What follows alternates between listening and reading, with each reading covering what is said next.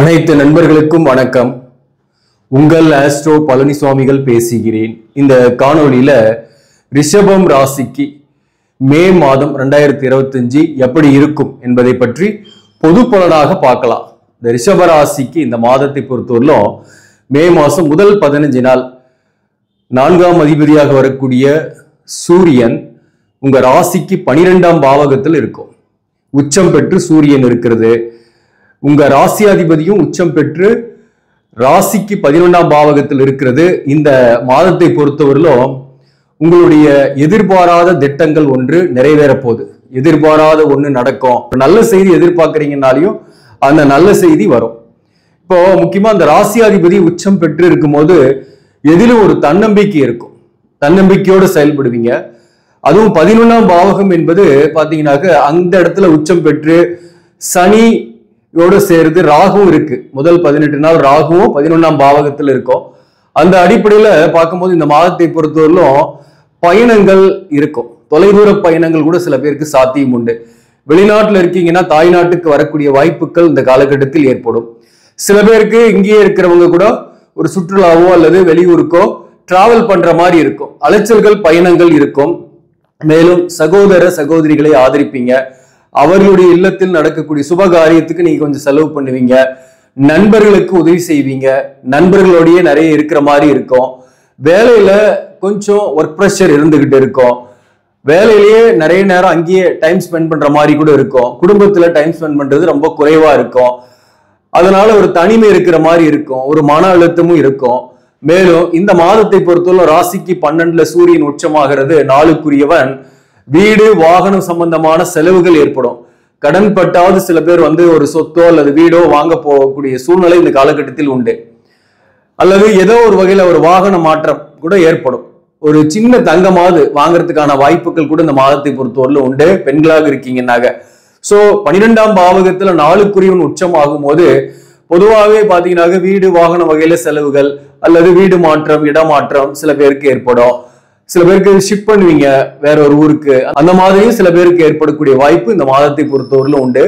அதே போல 11ஆம் பாவகத்துக்கு சனி பயிற்சி ஆயிடுச்சு. 10ஆம் பாவகத்திலிருந்து சனி 11க்கு வந்ததுனால ஒரு பெரிய நன்மை என்ன அப்படின்னாக்க ஒர்க் ப்ரெஷர்லாம் இனிமேல் குறையும். 10ல சனி இருக்கும்போது கடுமையா உழைப்பீங்க. ஒர்க் ப்ரெஷர் இருக்கும், ஹெல்த் இஷ்யூஸ் இருக்கும் அப்படின்றதெல்லாம் நம்ம ஏற்கனவே சொல்லியிருக்கிறேன். இந்த 10ல இருந்து சனி 11ஆம் பாவகத்துக்கு திருக்கணித பஞ்சாங்கத்தின்படி மார்ச் 29ஆம் தேதியே வந்துருச்சு. அப்போ 11ஆம் பாவகத்துல சனியும் சுக்கிரனும் இந்த மாதம் ஃபுல்லாவே இருக்கும். சுக்கிரன் மே 31ஆம் தேதி வரலும் 11ஆம் பாவகத்துல தான். அந்த வகையில பாத்தீங்கன்னாக்க அபிலாஷைகள் நிறைவேறும். உங்களுடைய நீண்ட கால திட்டங்கள் கனவுகளை நிறைவேற்றி கொள்ள இந்த காலகட்டம் உங்களுக்கு உகந்ததாக இருக்கும். அதே போல இந்த 11ஆம் பாவகத்துல சனி சுக்கிரன் இருக்கிறதுனால திருமணம் ஆகாதவர்களுக்கு திருமண வரன்கள் வரக்கூடிய வாய்ப்பு உண்டு. புதிய உறவுகள் சில பேருக்கு ஏற்படும். புதிய உறவுகள் மலரும் என்றே சொல்லலாம். வாழ்க்கையை இழந்து கடந்த காலத்துல மன உளைச்சலோடு இருப்பவர்களுக்கு இந்த காலகட்டத்தில் ஒரு புதிய உறவை சந்திக்கக்கூடிய வாய்ப்போ அல்லது எதிர்ப்பாளருடைய அப்ரோச்சஸோ இந்த காலகட்டத்தில் வரும். அதனால நீங்க கொஞ்சம் மகிழ்ச்சி அடையக்கூடிய காலகட்டம் தான். எதையும் சாதிக்கலான்ற எண்ணம் உங்ககிட்ட இருக்கும்.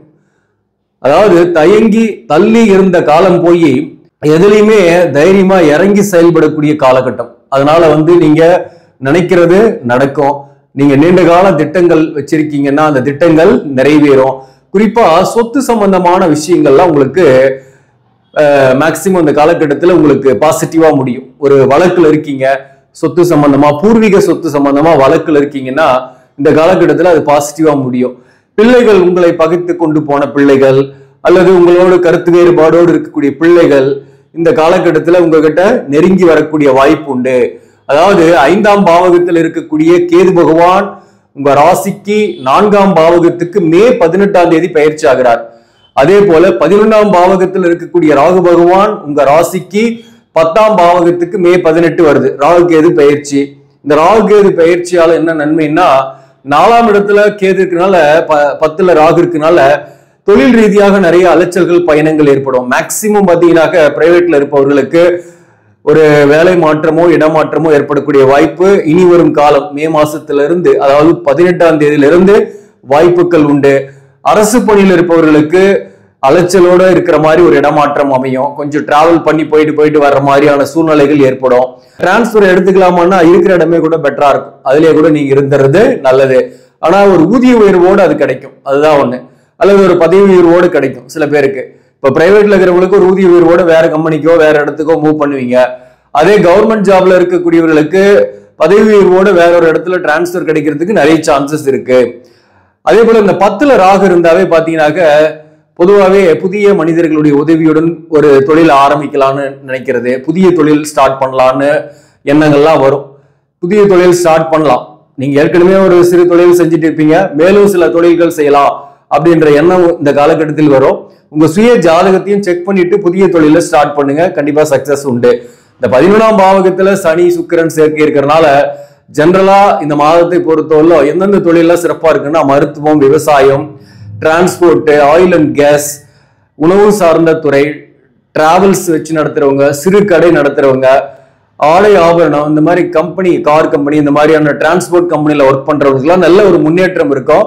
இந்த காலகட்டத்தை பொறுத்தவரையிலும் வாக்கால் பிழைக்கக்கூடிய தொழில் செய்யவர்களுக்கும் மாதத்தோட பிற்பகுதியிலிருந்து சிறப்பா இருக்கும். இந்த குரு பகவானை பொறுத்தவரை ராசிலேயே இருந்து உங்களுக்கு உடல்நல தொந்தரவு, மன அழுத்தத்தை ஜென்ம குருவாக இருந்து கொடுத்து கொண்டிருந்தார் இல்லையா, அந்த டென்ஷன் உங்களுக்கு கிடையாது இனிமேல். மே 14ஆம் தேதி குரு 2ஆம் பாவகத்துக்கு வந்துடும். அதே போல 2ஆம் பாவகத்துல குரு வந்துட்டாவே பொதுவா பொருளாதார ரீதியாக திடீர்னு தனவரவை ஏற்படுத்தும். 8ஆம் இடத்தை குரு பார்க்கும். அந்த வகையில 8ஆம் இடத்துக்கு குரு பார்வைக்கிறால் உங்கள் மேல் விழுந்த அவமானம் பழிச்சொல் நீங்கும். சொந்த பந்தங்கள்லாம் உங்க மேல பழி போட்டு பேசின காலம் மறைந்து இப்போது அவர்களே உங்களை புகழக்கூடிய சூழ்நிலையும் வரும். அதாவது நீங்க கொஞ்சம் கையில பணம் வச்சிருந்தீங்கன்னா 4 பேர் உங்களை பாராட்டுவாங்க. பணம் இல்லை, உங்களுக்கு உண்மையிலேயே நல்லவராக இருக்கீங்கன்னாக்க 4 பேர் உங்களை திட்டிக்கிட்டு தான் இருப்பாங்க. இதுதான் உலகம். இதுல நல்ல மனசை புரிஞ்சிக்காம போனவங்க கூட இப்ப உங்க கையில இருக்கக்கூடிய பணத்தை வச்சு புரிந்து கொண்டு உங்களை சாடி வரக்கூடிய காலகட்டமாக இருக்கும். இந்த 2ஆம் பாவகத்துல குரு பகவான் வர்றதுனால திருமணத்திற்காக வரன் பாக்குறீங்கன்னாக்க வரன்கள் அமையும். திருமணமே கூட சில பேருக்கெல்லாம் ஆகக்கூடிய வாய்ப்புகள் உண்டு. மறுமணத்திற்காக வரன் பார்க்கக்கூடியவர்களுக்கும் மறுமணம் அமையும். மாதத்தோட பிற்பகுதியிலிருந்து சொல்றேன் இதெல்லாம். மாதத்தோட முதல் பகுதியில கணவன் மனைவிக்குள் கொஞ்சம் விட்டு கொடுத்துப்பாங்க, கொஞ்சம் ஸ்ட்ரெஸ் இருக்கும். 12ல சூரியன், அடுத்தது மே 15ல இருந்து உங்க ராசியிலேயே சூரியன் வருது. அப்போ யாருக்கிட்டையும் கோபம் டென்ஷனு காட்டாம இருக்கிறது நல்லது. அல்லது கண் தொடர்பான பிரச்சனை, பல்லு முகத்துல பிரச்சனை, இந்த மாதிரி ஏதாவது ஒரு தொண்டை வலி, இந்த மாதிரி பிரச்சனைகள் வரும். அதனால ஹெல்த்ல கொஞ்சம் இந்த மாசத்தை பொறுத்தவரை சூட்டு சம்பந்தமான வியாதிகள் வராம பாத்துக்கிறது நல்லது. தூக்கம் இல்லாம இருக்கும். மேக்சிமம் ஒர்க் பண்ற இடத்துல கொஞ்சம் ஒர்க் பண்ற மாதிரி இருக்கும் இந்த மாதத்தோட முதல் பகுதியெல்லாம். அப்போ மாதத்தோட முதல் பகுதியில கொஞ்சம் தூக்கத்துக்கு இம்பார்ட்டன்ஸ் கொடுத்துக்கிட்டீங்கன்னா நல்லதா இருக்கும். மேலும் இந்த சூரியனை பொறுத்தவரை ராசியில வரும்போது 7ஆம் இடத்தை பார்க்கும். அந்த வகையிலையும் ராசிக்கு 12ல இருக்கும் போதும் கணவன் மனைவி ஒரே வீட்டுல இருக்கீங்கன்னா அந்த உறவு நிலையில மட்டும் சில மிஸ் அண்டர்ஸ்டாண்டிங்கும் கருத்து வேறுபாடும் இந்த காலகட்டத்தில் இருந்துகிட்டு தான் இருக்கும்.